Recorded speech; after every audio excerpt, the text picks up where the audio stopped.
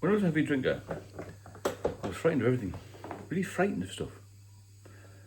I was frightened of meeting people, frightened to go out of the house, frightened to go anywhere in general. Even speak to people on the phone. Frightened to open the post. Frightened to run out with drink. Frightened of what people might think of me. Frightened to go to the doctors. Frightened to go to the hospital. My whole life basically collapsed. And even long before that, when I was drinking heavily and I used to go into work, probably smelling of booze, I was worried about what people would think of me, even though other people used to drink. So I was probably being a bit paranoid, really. And that's how it screws with your brain, isn't it? And you become worried about everything. This is where the anxiety kicks in. And the anxiety for me was one of the biggest fear, I think, of all. And I just couldn't cope with it. So I self-medicated with alcohol. When I returned, I came back up north, I just drank because I didn't feel like doing anything else. I felt like I couldn't do anything else other than drink to try and stop this terrible anxiety. But a couple of times I got this diazepam that came off. I think you've probably heard of that. It's like a Valium thing. And the fear sore went when I got sober.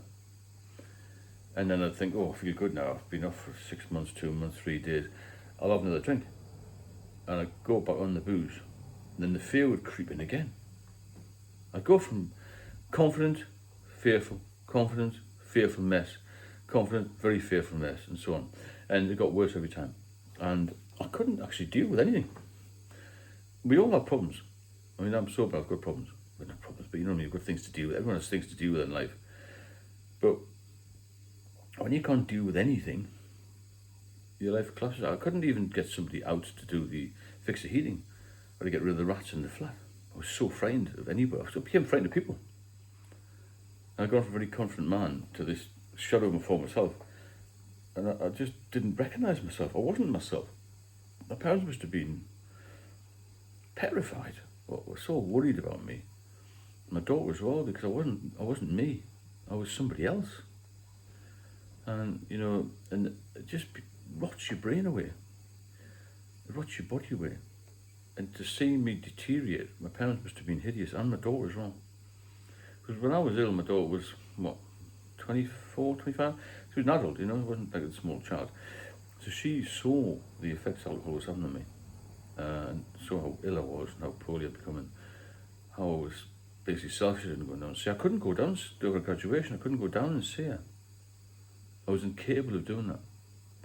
And that's always been very much of a guilt thing for me. I hadn't been there enough for. I mean, I made it up to it, don't get me wrong, but you never can make up time like that, emotional time. It's one of the most important things in life is time with people, isn't it? Time with your family. I probably wasn't particularly good with my parents either. My dad died 4 years ago.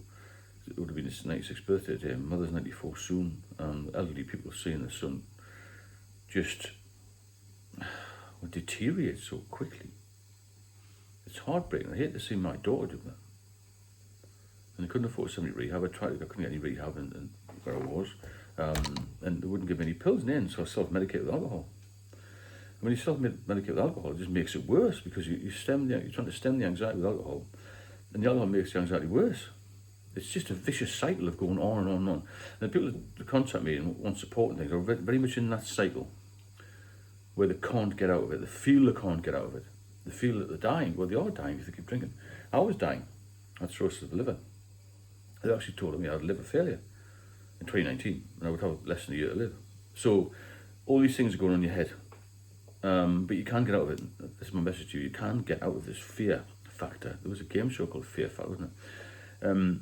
Because that will bring you right down to the bottom when you're worried about things, you're stressed about things.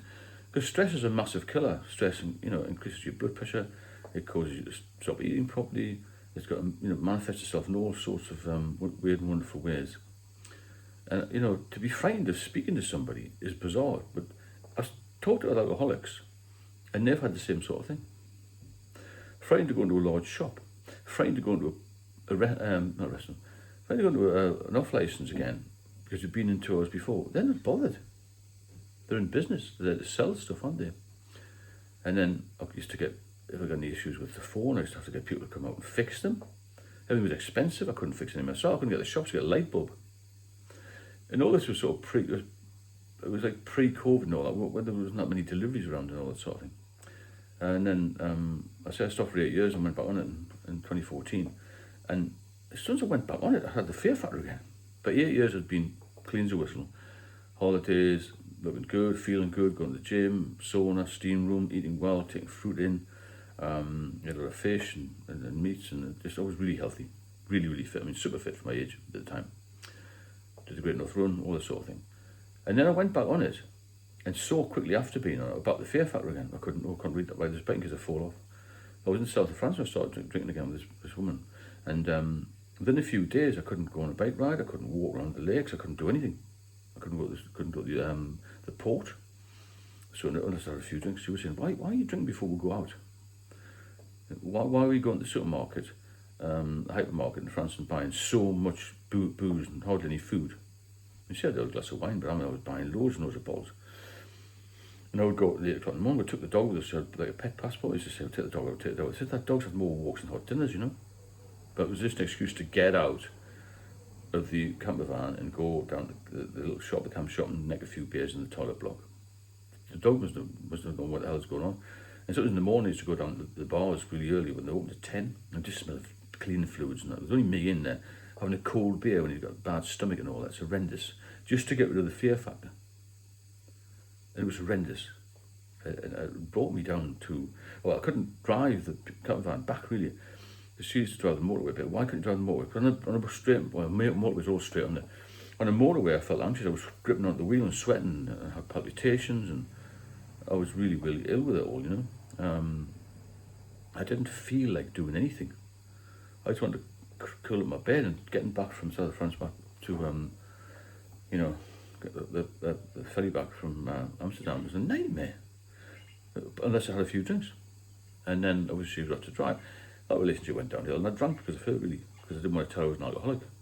You've got to be strong when you've got alcohol problems. If you don't want to drink, tell people you don't want to drink, and don't be pushed into it. Don't feel any peer pressure to drink again, because these people move on, you know, and you'll be left struggling at the bottom of the bottle in a big rut, and you used to be struggling financially, mentally, and physically. And then obviously I tried to get the diazepam 2014, drank for 5 years, just trying to self-medicate, trying to get better, but every day I got worse, and then I nearly died. Simple as that. And you can't socially drink anymore. You either stop. I mean, I had to stop because I was in hospital. I don't have to give me anything for withdrawal. I had seizures when I was trying to just go cold turkey, so I don't do that. And then I had various little things done to me, basically, to get me right again. I had a cyclic fluid, all that was drained off over months and months. I was in hospital for about 2 years. And eventually, things started to improve. It took time, it took bottle. It's got to be very brave to do this.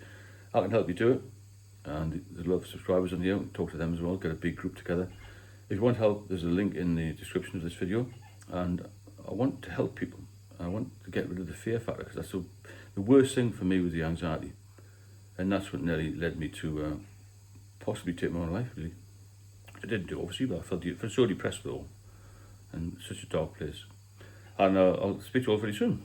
Catch you later.